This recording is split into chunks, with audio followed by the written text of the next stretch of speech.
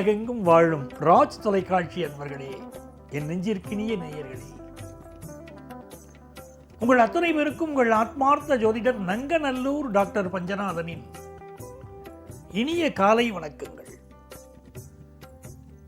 இந்த காலை பொழுது ஒரு நல்ல பொழுதாக இன்றைய நாளை உங்களுக்கு தொடங்கி வைக்க வருகிறது. நல்ல நாள் இந்த நாள். உங்க குடும்பங்கள்ல நல்ல செய்தி தேடி வரப்போகிறது. இன்னைக்கு யாருக்கெல்லாம் பிறந்த நாள் இருக்கோ, திருமண நாள் இருக்கோ, உங்களுக்கு என்னுடைய உளப்பூர்வமான வாழ்த்துக்களை நான் தெரிவிச்சுக்கிறேன். இது நம்முடைய இன்றைய ராசி பலன்கள் நிகழ்ச்சி. இந்த நிகழ்ச்சியில் ஒவ்வொரு நாளும் உங்கள் ராசிகளுக்குரிய பலன்களை கோச்சார கிரகங்களின் அடிப்படையில் நான் சொல்லிட்டு வரேன். இன்னைக்கு நம்ம பார்க்க போவது டிசம்பர் மாதம் 5ஆம் தேதி 2025ஆம் ஆண்டு பலன்கள் பார்க்க போறோம். தமிழ் வருடத்தில் இது விசுவாவசு வருடம் கார்த்திகை மாதம் 19ஆம் நாள், வெள்ளிக்கிழமை. இன்னைக்கு இந்த நாள்ல சந்திர பகவான் ரோகிணி நட்சத்திரத்துல மத்தியானம் 1:13 வரைக்கும் பயணம் பண்றார். பிறகு மிருகசீரிட நட்சத்திரத்தில் அனுக்கிரகம் பண்ணுவார். மேஷராசி என்பர்களே, இன்னைக்கு ஒரே சிந்தனை தான் மேஷராசிக்கிறாளுக்கு. ஏதோ சிந்தனை பண்ணிட்டே இருப்பாங்க. யங்ஸ்டர்ஸை பொறுத்த வரைக்கும் இந்த சோசியல் மீடியாவில் ரொம்ப கான்சன்ட்ரேஷன் அதிகமாக இருக்கும். அதுலதான் அதிக கவனம் இருக்கும். ஒரு காலத்தில் பொழுதுபோக்கு விஷயங்கள் அப்படிங்கிறது பெருசாக கிடையாது. மிஞ்சி போனால் தியேட்டரில் போய் சினிமா பார்க்கறது தான் இருக்கும். அதாவது ஒரு தொலைக்காட்சியில், அரசு தொலைக்காட்சியில் ஒரு பழைய படத்தை போட்டால் அதுக்காக எல்லாரும் காத்துட்டு இருந்து உட்கார்ந்து பார்ப்போம். அது ஒரு காலம். இன்னைக்கு சோசியல் மீடியாவுடைய ஆதிக்கம் இருக்கக்கூடிய இந்த காலகட்டத்தில் எல்லா இளைஞர்களுக்கும் அதை நோக்கிய பார்வை. மேஷராசி இளைஞர்கள் இன்னைக்கு பொழுதுபோக்கு விஷயத்திலும் சோசியல் மீடியாவில் மூழ்கி இருப்பதிலும் அதிக நேரம் செலவழிக்கக்கூடிய ஒரு அமைப்பு இருக்கு. அதே நேரத்தில் பிசினஸ் வெகு லாபம்.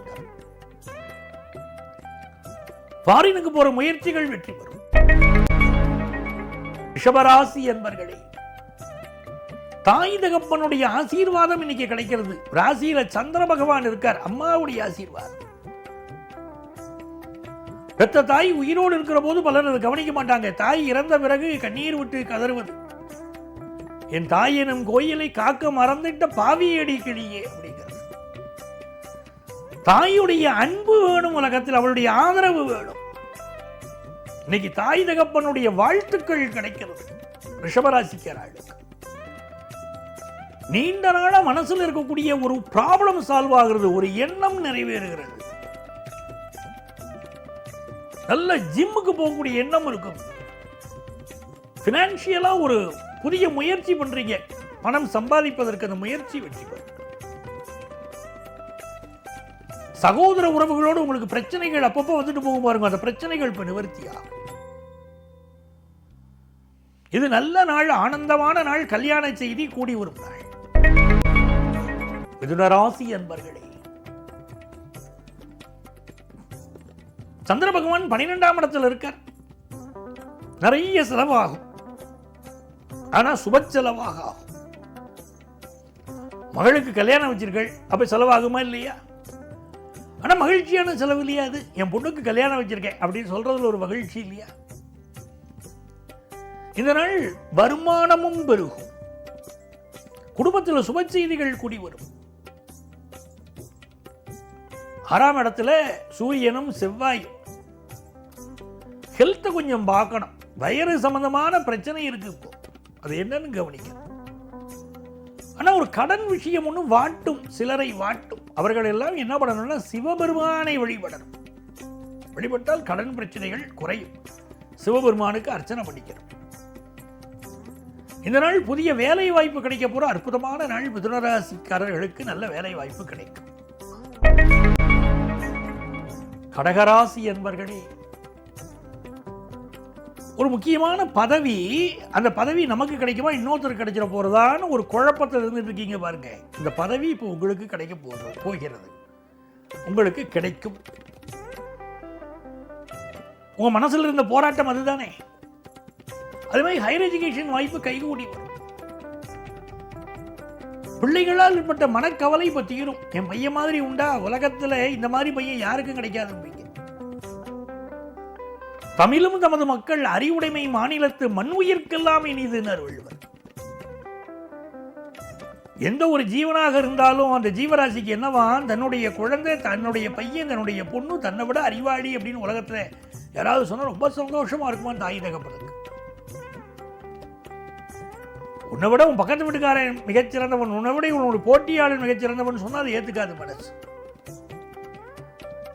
உன்னை விட உன் பிள்ளைகள் பெரிய அறிவாளிகள் அப்படின்னு சொன்னால் அது சந்தோஷப்படும். கடகராசிக்காரர்களுக்கு பிள்ளைகள் நல்ல அறிவாளிகளாக இருக்க போறாங்க. குடும்பத்தில் சந்தோஷம் இருக்க போகுது,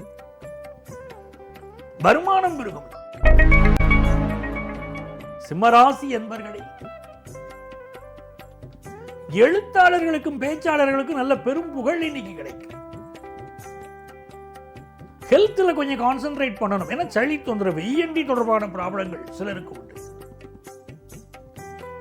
சிம்மராசிக்காரங்களுக்கு புதிய வேலை எதிர்பார்க்கிறவங்களுக்கு அதுக்குரிய சூழல் இன்னைக்கு கணிந்து வரும். புதுசா ஒரு இடம் வாங்கக்கூடிய சிந்தனை பெறும். சகோதர உறவுகள் பக்கபலமா இருப்பாங்க. சகோதரர்கள் குடும்பத்தில் சுப விஷயங்கள் கூடி வரும். ஒரு ஷேர் மார்க்கெட்ல போனாமா, மியூச்சுவல் ஃபண்ட்ல போனாமா, இன்வெஸ்ட் பண்ணலாமா, தங்கம் வாங்கலாமாங்கிற எண்ணமெல்லாம் இன்னைக்கு. கன்னிராசி என்பர்களே, கன்னிராசிக்காரங்களுக்கு இன்னைக்கு 9ஆம் இடத்துல சந்திர பகவான் அனுக்கிரகம் பண்றார். இந்த கன்னிராசிக்கும் ரிஷபராசிக்கும் இடையில் அப்படி ஒரு பொருத்தம். இன்னைக்கு சந்திர பகவான் ரிஷபராசியில் இருக்கார். கன்னி ராசி என் ராசி, ரிஷப காளை ராசி உன் ராசி அப்படின்னு சொல்ற மாதிரி இது கன்னிராசியில் பிறந்தவாளுக்கு ரிஷபராசியில் பிறந்தவாளுக்கும் இடையில் இன்னைக்கு ஒரு இணக்கம், இன்னைக்கு ஒரு பாச பிணைப்பு, சில இடங்களில் கல்யாணம் ஃபிக்ஸ் ஆகும். உடம்புல இருந்த பிரச்சனைகள் நிவர்த்தியாகும். பிசினஸ் இன்னைக்கு நல்லா டெவலப் ஆகும். துலாம் ராசி என்பர்களே, இது ஒரு நல்ல வருமானம் தரக்கூடிய ஒரு நாள். அதே நேரத்தில் இன்னைக்கு பயணங்களை அவாய்ட் பண்ணணும். கண் திருஷ்டி பிரச்சனைகள் சிலருக்கு இருக்கும். உடல் நலத்தில் கொஞ்சம் அக்கறை எடுத்துக்கணும். விருச்சிக ராசி என்பர்களே, எடுக்கிற முயற்சியெல்லாம் சூப்பரா வெற்றி பெறும். உதாரணமா ஒரு கல்யாண பேச்சுவார்த்தை வெற்றிகரமா இன்னைக்கு நடக்கும். முதல் திருமணம் பாதிக்கப்பட்டவர்களுக்கு 2வது திருமணம் நல்ல முறையில் கூடி வரும். நல்ல வேலை வாய்ப்புகள் கிடைக்கும். உங்கள் கௌரவம் பெருகும். நல்ல நாள். தனுசு ராசி என்பர்களே, இந்த நாள்ல சந்திர பகவான் 6ஆம் இடத்துல இருக்கார். திடீர் வேலை மாற்றம் சிலருக்கு கிடைக்கும். ஹெல்த்ல இன்னும் கொஞ்சம் கான்சென்ட்ரேட் பண்ணணும், அது மிக அவசியம். சிலருக்கு கடன் சம்பந்தப்பட்ட சில பிரச்சனைகள் இருக்கும். இன்னைக்கு புதுசா கடன் வாங்கக்கூடாது.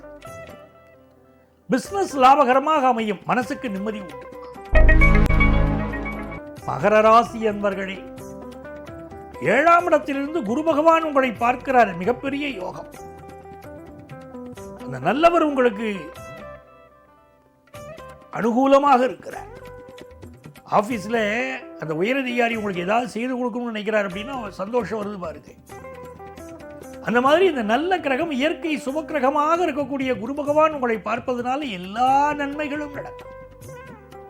இப்பெல்லாம் திருச்செந்தூர் முருகனை வழிபடணும். மகர ராசிக்காரா, நல்ல விஷயங்கள் கூடி வரும். உங்கள் பிள்ளைகளால் உங்களுக்கு நற்பெயர் கிடைக்கும். அவங்களுக்கும் நல்ல எதிர்காலம் உருவாகும். வியாபாரம் நல்ல லாபம் தரும். கும்பராசி என்பர்களே, படிக்கக்கூடிய மாணவர்களுக்கு படிப்பில் இருக்கக்கூடிய தடைகள்லாம் இப்ப விலகிடும். நல்ல ஒரு வேலை வாய்ப்புக்கு கிடைக்கக்கூடிய யோகம், அதிகார பதவி கிடைக்கக்கூடிய யோகம், விஐபி ஆகும் லைஃப்ல நீங்க உருவாவதற்கு அடிப்படைகள் உருவாகும் நேரம் இது. இந்த மாதிரி நாட்கள்ல முருகப்பெருமானை வழிபட்டுட்டே வரணும். கும்பராசிக்காரர்களுக்கு எல்லா நன்மைகளும் கூடி. சொத்துக்கள் வாங்குற யோகம் உண்டு. சகோதரர்களால் நன்மைகள் நடக்கும். மீனராசி என்பர்களே, மீனராசிக்காரங்களுக்கு இந்த நாள் தன வருமானம் பெருகும். முயற்சிகள் வெற்றி பெறும். உடல் நலத்தில் கொஞ்சம் அக்கறை எடுத்துக்கிடும். வேலை மாற்றத்திற்கான முயற்சிகளும் வெற்றி பெறும். பூர்வீக சொத்துக்கள் வந்து சேரும். சகோதரர்களோட நல் உறவு அமையும். பிசினஸ் பார்ட்னரோட சிலருக்கு கருத்து மாறுபாடுகள் வரலாம், கவனம் தேவை. அன்பர்களே, நாளைய பதிவில் மீண்டும் சந்திப்போமா?